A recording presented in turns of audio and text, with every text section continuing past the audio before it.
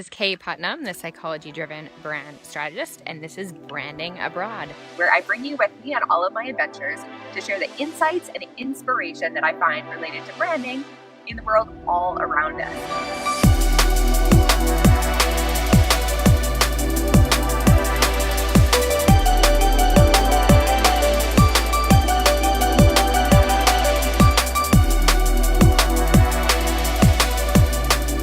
So we are in the Bay of Baia, and the interesting thing about Baia is that most of what is left of this city is actually under the water.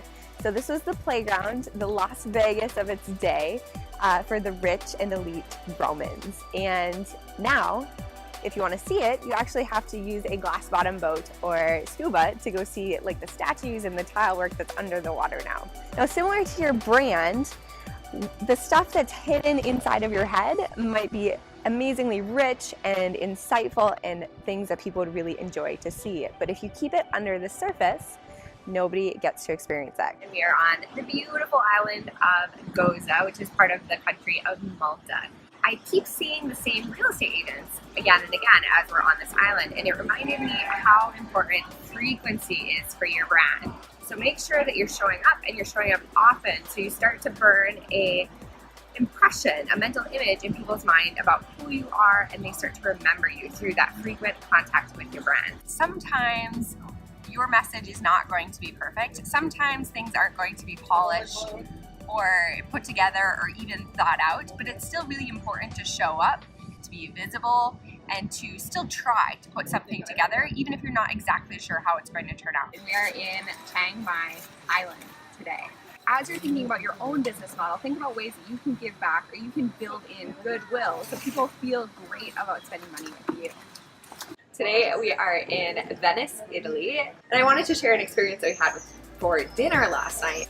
When the bill came, we all were a little bit surprised at how much it was.